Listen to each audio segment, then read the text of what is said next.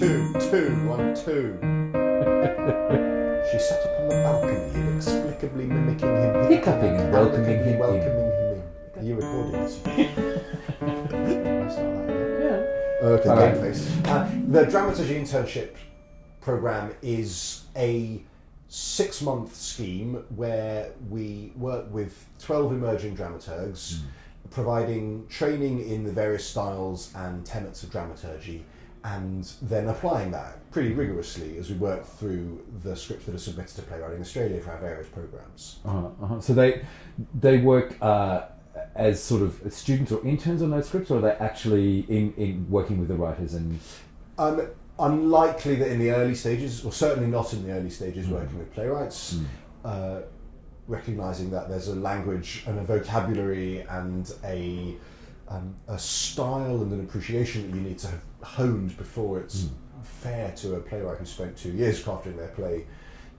You want to make sure that you're giving them the best tools you possibly can. Yeah. Mostly in the early stages, they're working with us on the unsolicited scripts we receive through our postscript program and assessing and writing reports. But we do filter those notes through to the playwrights, so we make sure that the style and the mode of feedback is helpful to a playwright, and then we pass on their thoughts. And on what basis do you or how do you recruit for it? There was an open application process. There was something like 45 applicants this year, which was pretty awesome. Just from, the program this year is only open to people who are resident in Sydney. We'll run it with Melbourne Theatre Company in Melbourne next year as well. So it's a program we gradually want to expand nationally. But it comes to this kind of basic tenet of Playwriting Australia moving forward, knowing that it's not enough just to develop playwrights, but we have to develop the whole theatre industry to understand what working with new plays means. And that extends into training dramaturgs. It will extend into working directly on training directors in the future as well. And in terms of dramaturgy, would it be fair to say that we're defining dramaturgy in this instance as working with text, or is it also with performance, with scenic design, with that? Is it the whole? In the first instance, we're an organisation that starts with text, and the training starts with text. Starts with the basics of script analysis and kind of understanding how a play is developed, how it is wrought, how it becomes what it ultimately will be. In the first instance, we do that in terms of the writing, and then as the program evolves, we will bring in those other elements at some point. But fundamentally, we're not the best organisation in the country, I think, to talk about scenic dramaturgy. I think there are better frameworks where you could do that with people who have greater expertise than I have in that situation. But yes, there's absolutely the understanding that dramaturgy doesn't just mean a playwright and usually a white person sitting down and talking about it, but that actually we need to kind of really explode those definitions a little bit more and understand that scripts and plays are shaped and wrought and made together, and a dramaturg is a vital part of that process. Yeah, because I think there has been my perception is that this has changed quite a lot in the last, certainly decade and really even more in the last 5 years, but that there was for a long time, I think, a sense that dramaturgy was a kind of script doctoring process, and the kind of the notion that the dramaturg is the kind of defender of the writer in the room, if you like. Which is something I think contemporary theatre practice has moved away from. Would you agree with that? I think it has, certainly in Australia, and I don't think it's ever been that in places like Germany.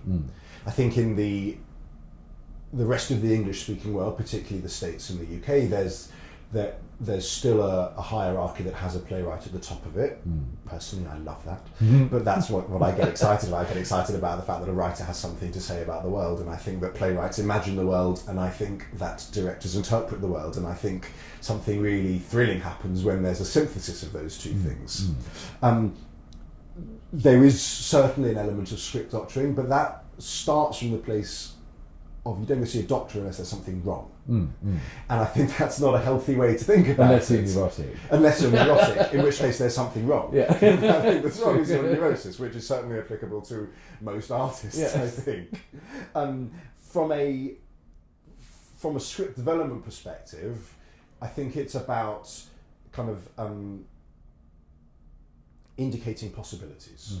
Looking at where there are opportunities within a play for new directions, for clarity more than anything. I think the notion of dramaturgy is to let the play become itself.